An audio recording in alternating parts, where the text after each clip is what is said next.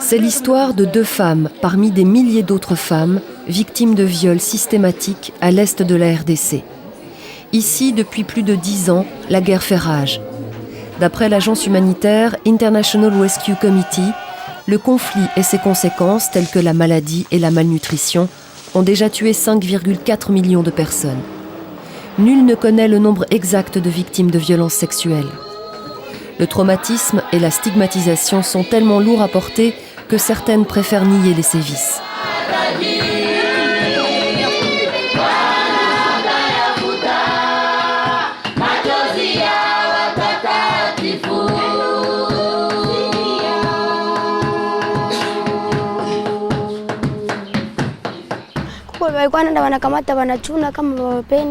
Ils égorgeaient les femmes qui leur résistaient. Après, ils les jetaient dans une fosse commune. Parfois, ils y jetaient aussi des femmes encore en vie, les aspergeaient d'eau bouillante. Ou alors ils les brûlaient vives.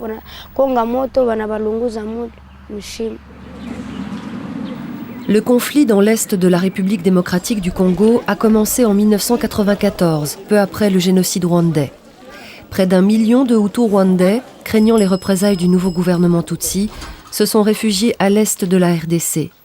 Parmi ces exilés, les Interahamwe, les milices Hutus qui avaient participé au génocide au Rwanda. En 1998, alors que la République démocratique du Congo se remettait péniblement d'une guerre civile d'1 an, les Interahamwe se sont alliés à des milices locales pour s'emparer de terres et de ressources minières. La situation a dégénéré, entraînant 8 pays limitrophes dans la guerre. La vraie cause de cette guerre, l'or et les diamants. Fin 2002, un accord de paix a enfin été signé et l'ONU a déployé la plus grande force de maintien de la paix au monde. Malgré ça, des dizaines de groupes armés ont continué à s'entretuer. Alexandra Bilac travaille pour une organisation spécialisée dans la résolution de conflits. D'après elle, l'anarchie qui règne explique ces violences. L'absence d'un État. L'absence d'un État au Congo qui fait qu'il y a un vide politique, économique, juridique, social partout. Ce qui laisse la porte ouverte à des violences sans nom, je veux dire une impunité totale. Une des régions les plus meurtries par cette guerre est la province du Sud Kivu, à l'est du Congo. En 2004, la capitale, Bukavu, a été le théâtre d'une lutte sanglante. D'un côté, les milices des 2 dissidents soutenus par le Rwanda, le colonel Mutebutsi et le général Nkunda, de l'autre, l'armée congolaise. À l'époque, l'agence de coopération allemande GTZ a constaté d'innombrables viols. Parmi les victimes, des femmes de 80 ans aussi bien que des bébés d'1 an. La GTZ nous a permis de rencontrer une de ces victimes, Honorata Kizende, 55 ans. Il y a 8 ans, cette mère de 5 enfants, originaire d'un village du Sud Kivu, était enseignante.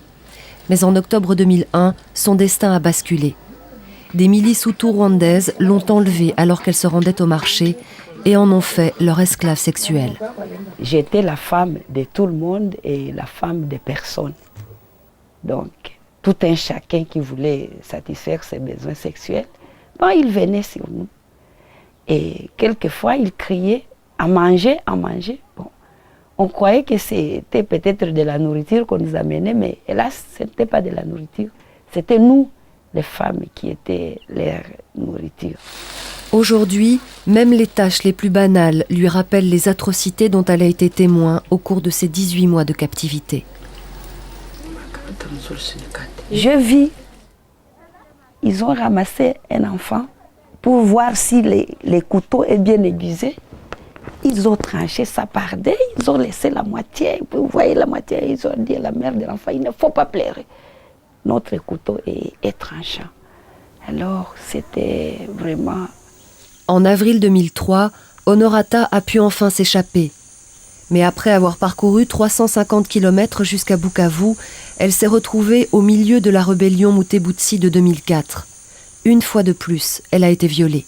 Et ces gens encore nous ont violés. Je me rappelle que j'ai saigné pendant plus de 2 semaines. J'avais plus de 5 sortes de maladies sexuellement transmissibles. On m'a fait soigner pendant plus de 2 mois ici à l'hôpital de Panzi. Les médecins de Panzi ont constaté la gravité de son état et ont diagnostiqué, entre autres maladies, la syphilis. L'hôpital de Panzi, à Bukavu, fait office de refuge pour les victimes de violences sexuelles. Mais très peu de femmes ont la chance d'arriver jusque-là.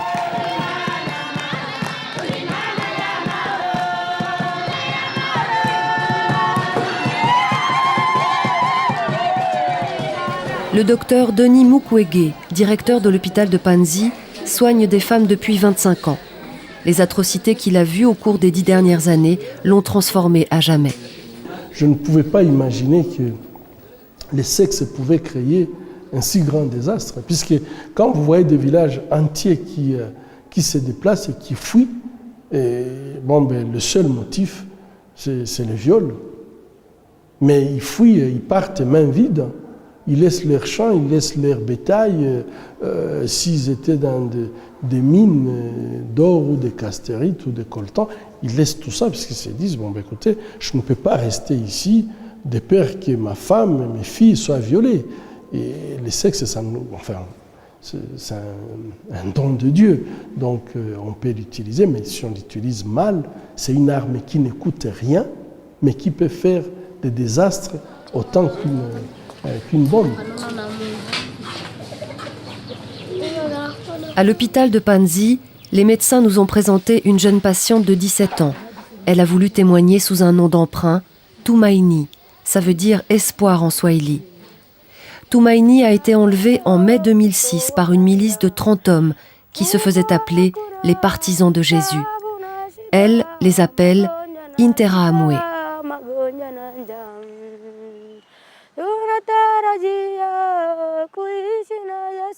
J'étais violée tous les jours, parfois jusqu'à 10 fois par jour. Par une personne ou par plusieurs? Non, une seule personne, le commandant, mais c'était tous les jours.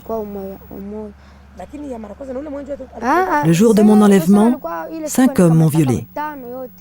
Puis, ils m'ont amenée à leur campement. Et là, le chef m'a dit que je serais sa femme. Tumaini n'a pas tardé à tomber enceinte. L'accouchement a duré plusieurs jours avec de graves complications. Pour en finir, les miliciens ont tout simplement découpé la jeune fille. Son bébé était mort-né, son appareil génital entièrement détruit. Tumaini s'est retrouvée avec des fistules, des déchirures entre sa vessie, son vagin et son rectum. Ma santé empirait chaque jour. Je n'arrivais plus à retenir mon urine ni mes selles. Je vivais dans des conditions horribles, dormant à même le sol, sur un lit de branches et de feuillage. Mon ravisseur a décidé un jour de me conduire dans la brousse. Après avoir marché longtemps, il m'a abandonnée sur la route. Alors j'ai continué à marcher, je suis arrivée chez moi. Tumaini a été libérée en mai 2007. Après une année sans nouvelles de leur fille, ses parents étaient heureux de la retrouver en vie. Mais la plupart des femmes ayant subi des viols ou qui souffrent de fistules sont rejetées par leur mari, leur famille et leur communauté. Même à Panzi, les patientes atteintes de fistules ne se mêlent pas aux autres, sauf durant les repas qu'elles prennent debout. Ça se caractérise par une perte des urines ou des matières fécales sans contrôle. Et vous imaginez, il y a cette odeur forte, piquante, et qui fait que tout l'entourage s'est dit, mais qu'est-ce qu'elle devient celle-là? Et donc ça, c'est déjà un facteur de répulsion.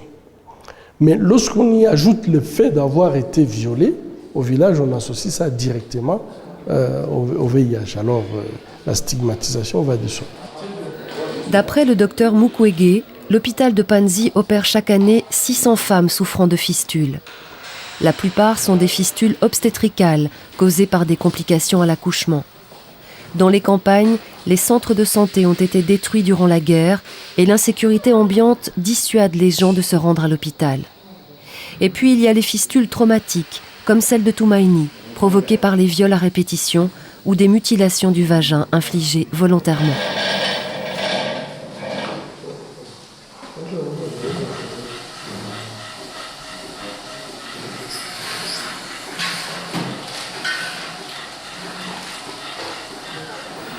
Tumaini a survécu, elle a déjà été opérée avec succès une fois.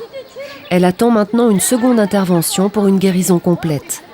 Mais certaines femmes ne se rétablissent jamais, même après plusieurs opérations.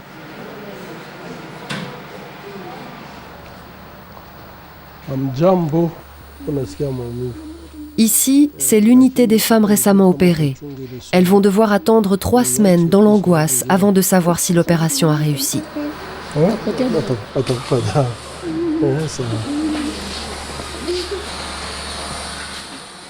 Elles sont inquiètes. Oui, l'inquiétude, c'est que lorsqu'elles sont opérées, tant qu'elles n'ont pas quitté le lit, que le lit est sec, elles ont peur, elles se disent qu'est-ce qui va se passer, elles se posent beaucoup de problèmes. Et quel est le taux de réussite alors de l'opération? Nous sommes entre 90 et 95%. Jambo, habari maman.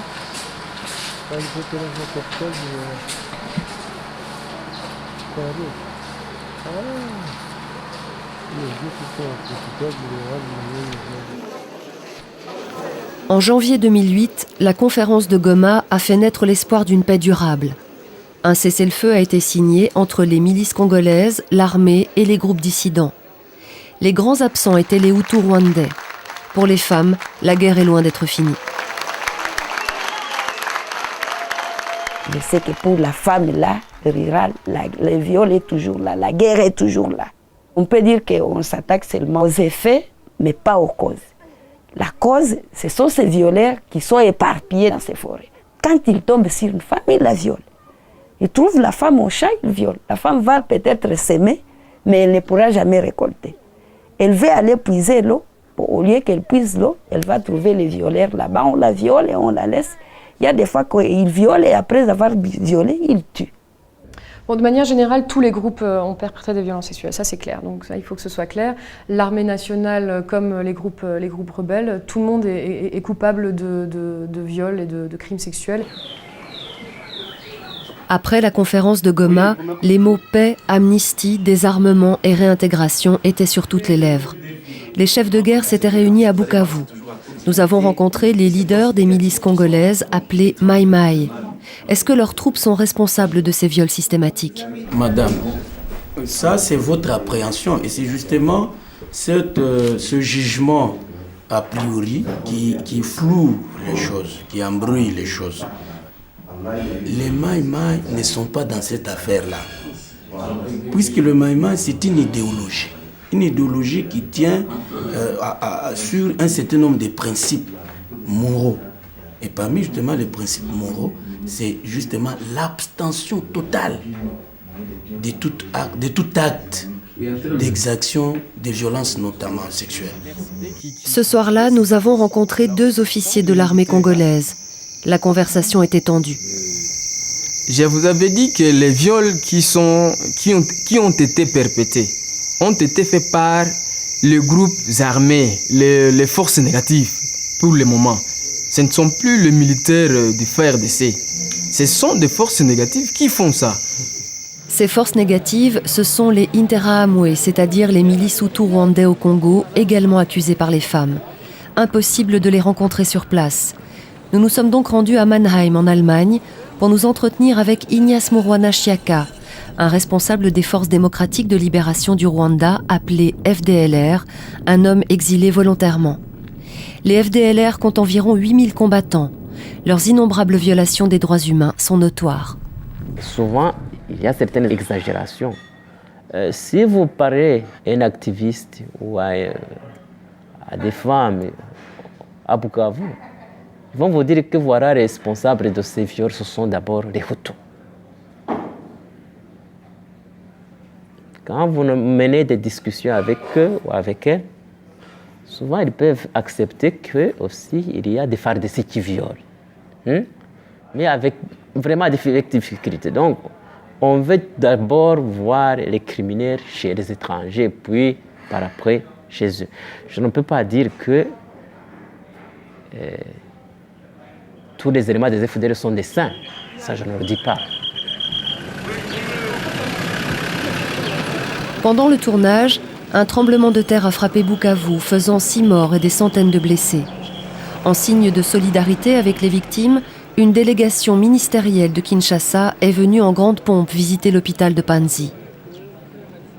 Les femmes victimes de violences sexuelles se sont mises sur leur 31 pour cette visite, mais personne n'est venu les voir. Nous avons demandé au ministre de l'Intérieur ce que le gouvernement allait faire pour combattre ces violences sexuelles. Ça va? Comment ça va? Ce que je sais que dans notre culture, ça fait un bout de temps que je travaille. Je n'ai jamais connu cela. C'est venu avec un certain moment quand il y a eu des troubles dans la région. Donc c'est quelque chose qui est importé dans notre culture. C'est toute une reconversion des mentalités qu'il faut mettre en place. Il faut que le pouvoir, le gouvernement mettent tout en œuvre pour que les lois du pays puissent sévir et punir sévèrement toute personne qui se comporte de ces œuvres. D'après l'antenne locale de l'ONU dédiée aux droits de l'homme, 16 869 viols ont été recensés en 2007 au Sud Kivu. Mais seuls 304 cas ont été poursuivis en justice et à ce jour, 70 hommes seulement ont été condamnés à 10 ans de prison. Je crois que c'est suite au dysfonctionnement de notre système judiciaire que les gens profitent de ce climat apparent d'impunité pour commettre tous les forfaits. Dans la majorité des cas, c'est rare qu'on arrive même jusqu'au procès. Parfois, les victimes sont intimidées, puisque les violeurs sont souvent les gens qui ont une certaine position de force.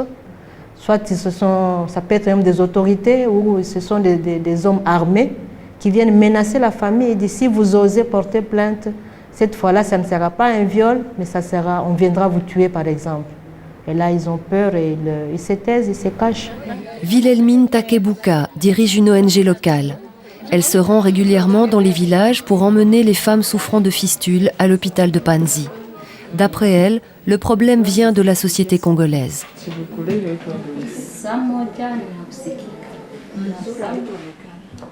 Moi, je pense que la femme au Congo, elle est considérée comme un objet. La femme au Congo n'a pas de valeur.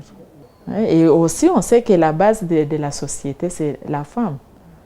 Étant donné que ce sont les femmes qui produisent pour la survie de la famille. Et donc, si on doit détruire la femme qui est la base de la société, de la famille, à travers la femme, l'homme est complètement affaibli. Aujourd'hui, Honorata vit à Bukavu avec 3 de ses enfants. Sa vie est un combat quotidien. Depuis son enlèvement, elle n'a toujours pas revu son mari et ne sait pas s'il serait prêt à l'accueillir. Et puis, il y a la peur de représailles de ses ravisseurs. Elle n'ose pas rentrer chez elle.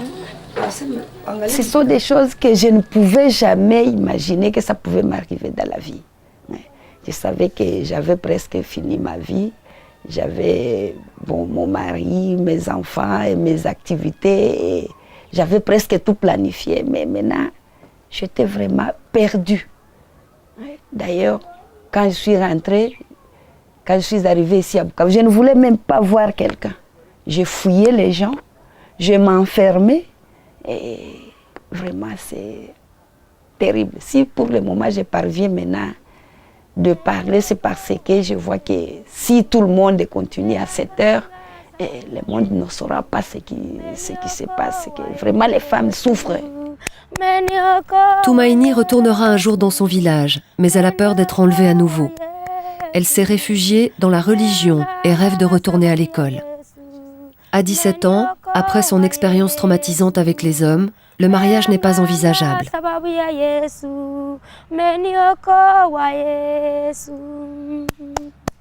Si on dit viol, les gens ils s'imaginent ce qui se passe habituellement.